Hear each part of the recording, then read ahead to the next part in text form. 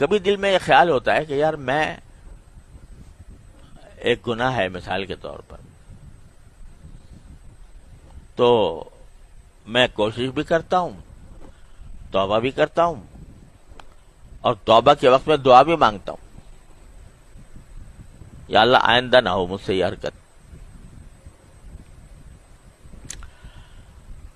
اس کے باوجود ہو جاتا ہے۔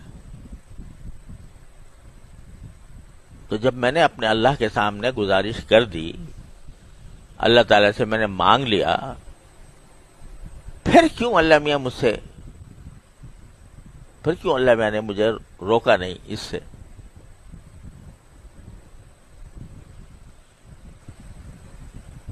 اللہ تعالیٰ کی حکمت اور مشیت تو وہی جانتے ہیں، ہم اور آپ کہاں تک اس کی حکمت اور مشیتوں کو سمجھنے کی کوشش کریں گے۔ لیکن اللہ جل جلالہ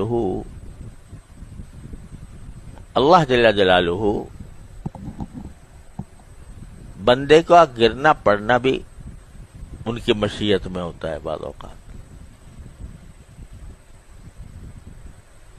سمجھے؟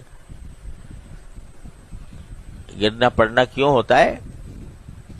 تاکہ یہ مزید روئے، یہ مزید میری طرف متوجہ ہو، مزید مجھ سے توبہ مانگے، مزید مجھ سے معافی مانگے، اور میں پھر اس کو اپنی ستاری کا مورد بناؤں، اپنی غفاری کا مورد بناؤں۔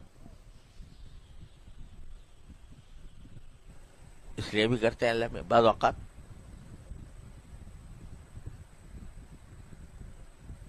اس لیے دیکھو، ایک اللہ تعالیٰ معاف کرے، ایک چیز ہوتی ہے استدراج، اللہ تعالیٰ ہر مسلمان کو اس سے محفوظ رکھے۔ استدراج کیا ہے؟ کہ آدمی گناہ میں مبتلا ہے، گناہ میں کیا جا رہا ہے، اور اللہ میں ڈھیل دے رہے ہیں،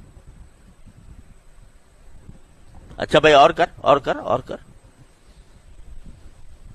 تو اللہ بچائے، جو غفلت کے ساتھ ہوتا ہے یہ استدراج ہے، بڑی خطرناک چیز ہے۔ اللہ تعالیٰ ڈھیل دے رہے ہو کسی کو، اس کی علامت یہ ہے استدراج کی کہ ایسے آدمی کے دل میں فکر ہوتی ہی نہیں، اس کو نہ ندامت ہوتی ہے، نہ فکر ہوتی ہے کہ میں کیوں کر رہا ہوں، وہ تو سینہ تان کے کر رہا ہوتا ہے گناہ، اعوذ باللہ۔ وہ تو ہے بڑی خطرناک چیز۔ اور ایک وہ ہے جو گناہ تو کر رہا ہے بیچارہ، لیکن شرمندگی کے ساتھ، عاجزی، اللہ تعالی کے سامنے عاجزی ظاہر کرتا ہے، روتا ہے، گڑ گڑاتا ہے، یا اللہ مجھ سے یہ ہو گیا، مجھے بچا لے اس سے، یا اللہ مجھ سے آئندہ میں اس گناہ میں مبتلا نہ ہوں۔ آج کل کے جو گناہ ہے وہ نظر کا گناہ سب سے خراب ہے، تو میں اس کی خاص طور پر، اور بھی غیبت سب پتہ نہیں کیا کیا ہم مبتلا رہتے ہیں جن گناہوں میں۔ اب ہم جیسے لوگ جن کا بہرحال کچھ نہ کچھ کسی بزرگ سے تعلق ہے، کسی کا پاس بیٹھنے کا موقع ملا ہے، کچھ دین کی تعلیم حاصل کی ہے، کچھ تعلیم دے رہے ہیں، تو ان سے یہ توقع تو مشکل ہے کہ وہ ان کو نماز چھوڑنے کا گناہ کریں گے، یا وہ معاذ اللہ شراب پی لیں گے۔ لیکن جو گناہ پھیلے ہوئے ہیں معاشرے کے اندر، اچھے خاصے پڑھے لکھے اہل علم کے اندر، نظر کا گناہ، کان کا گناہ غیبت کا سننا، زبان کا گناہ کہ زبان بے تکان چل رہی ہے، یہ سوچے بغیر کہ میں سچ بول رہا ہوں یا جھوٹ بول رہا ہوں، میں مبالغہ اتنا کر رہا ہوں کہ وہ جھوٹ کی حد تک پہنچ رہا ہے، غیبت کر رہا ہوں کسی کی، کسی پر بہتان لگا رہا ہوں، کسی پر الزام لگا رہا ہوں، کسی کی دل آزاری کر رہا ہوں، یہ گناہ عام ہے۔ ہم سب میں.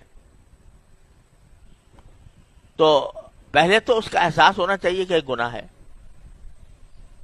اور احساس ہونے کے بعد شرمندگی ہونی چاہیے. غیبت کر لی اور شرمندگی کوئی نہیں،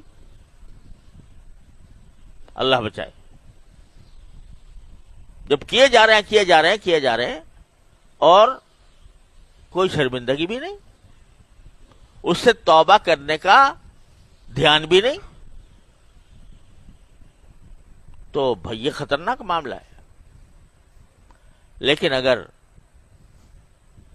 ہو گئی، مجلس میں بیٹھے تھے، وہاں پر کوئی کلمہ غیبت کا نکل گیا، بعد میں احساس ہوا کہ یا اللہ مجھ سے غلطی ہو گئی،